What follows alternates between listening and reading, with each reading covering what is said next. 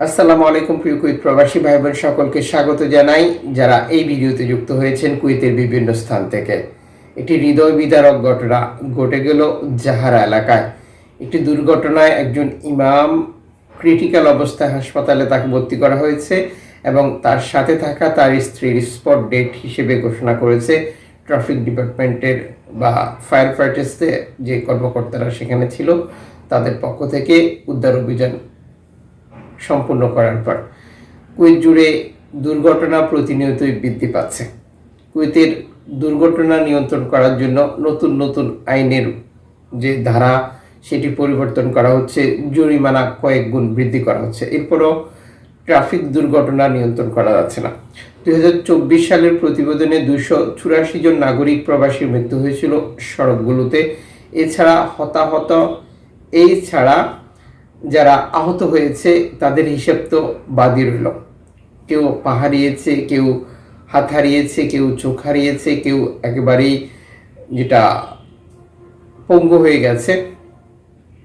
Traffic ডিপার্টমেন্টের তথ্য অনুযায়ী এই দুর্ঘটনার জন্য দায়ী হচ্ছে অতিরিক্ত মোবাইলের ব্যবহার এবং সিট বেল্ট ব্যবহার না করা।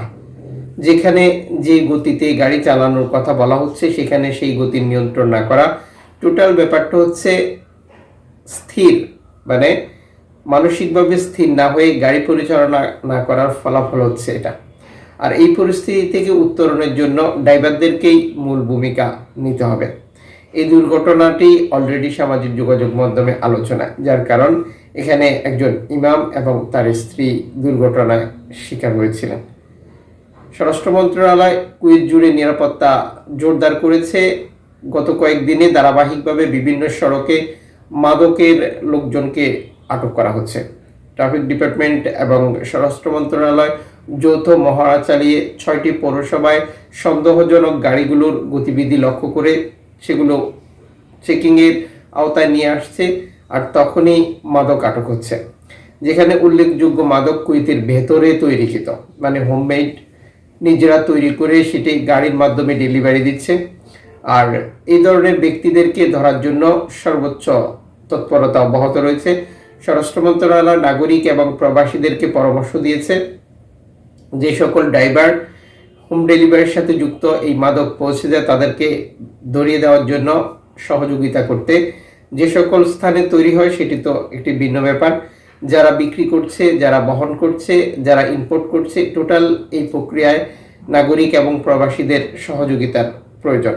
যার কারণ মাদক যত বেশি বৃদ্ধি পাচ্ছে ততই সমাজে অনৈতিকতা, অস্থিরতা, নানা ধরনের অসামাজিক কার্যক্রম বৃদ্ধি পায়। আর এটির প্রমাণ আপনারা দেখতে পাচ্ছেন। এই পরিস্থিতি থেকে বাঁচার জন্য সবাইকে সবার অবস্থান থেকে ভূমিকা নিতে হবে বলে নীতি নির্ধারকরা মনে করেন। এই ইনফরমেশনগুলো সবার সাথে শেয়ার করবেন যাতে করে সবাই উপকৃত হয় এবং সঠিক সিদ্ধান্ত নিতে পারে। চ্যানেলটি সাবস্ক্রাইব করে ফেসবুক পেজটি লাইক ফলো করে যুক্ত থাকলে নিত্য নতুন আপডেট তথ্য দেখতে পারবেন।